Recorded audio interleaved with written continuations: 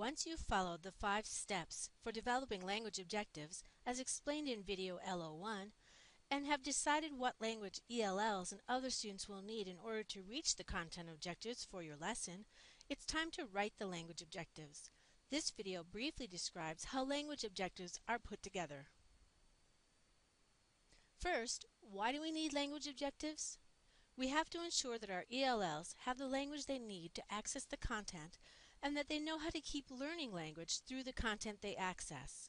Also, there may be other students in the class that need a better understanding of some of the language skills or strategies. In other words, using language objectives to guide instruction supports the content learning of all students. What kinds of language do language objectives include? See the list on this slide. Vocabulary, grammar, discourse, language functions, and strategies can all be important to access and understand content. Take this quick survey.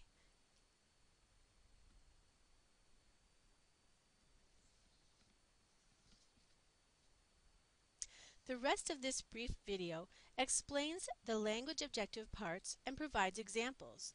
Hints and tips can be found at the bottom of some of these slides. Let's start with how language objectives are written in general. There are 3 required parts: the introduction, measurable outcomes, and the language to be learned. In addition, there are 2 optional parts to include in language objectives.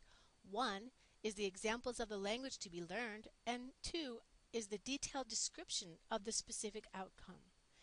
In order to remember the required and optional parts, you might think of it as 3 plus 2 is the language objective.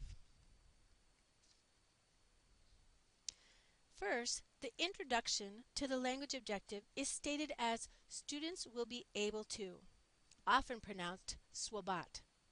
It's important here that the be able to be included.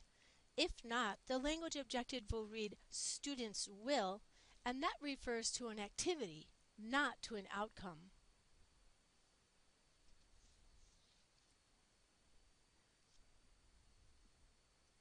Second, students need to have a measurable outcome so that they can measure their progress, and so can you as the teacher, against the language objective. On page 57 in the Egbert and Ernst text, there is a list of measurable verbs, but these do not all qualify for language objectives. Some involve language like evaluate or describe.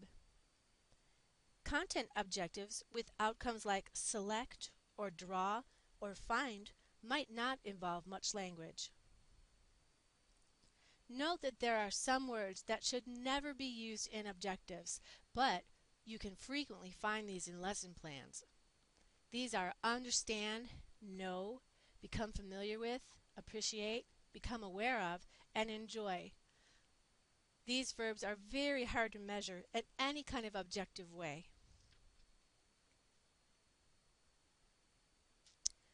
The language to be learned is the 3rd required part. For example, if students are writing an autobiography, they'll definitely need to be able to use the past tense, both regular and irregular. If they'll be putting together interview questions, knowing how a question mark looks and is spoken is important. Remember that these language objectives and the language within them come from the content objectives. See LO3 video for more details on the kinds of language addressed in language objectives. One of the optional parts of the language objective is examples of the language to be learned. For example, if you're going to put past tense, you might want to say was and were are the focus of this lesson. Or if you're teaching color vocabulary, you might want to give the example of primary colors or other color schemes that students will learn. These are not necessary for a good language objective, but they're a good idea to include, particularly if you will have a substitute teacher who needs to follow your exact lesson. Again, while not required, Including a detailed description of the specific outcome is a good idea. This helps with assessment because the verb is measurable, and this tells you and your students how you plan to measure it. It's also important to remember language first. This means that instead of putting details about specific outcomes and then the language comes first. Look at the example at the bottom of this slide. Students will be able to write a description using adjectives, but writing a description is the content objective.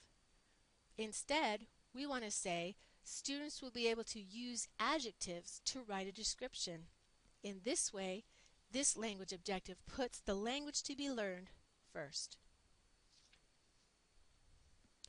Altogether, then, these steps and parts of language objectives might look something like this: the introduction statement, a measurable outcome, the language to be learned, examples of the language, and more detailed description of the expected outcome.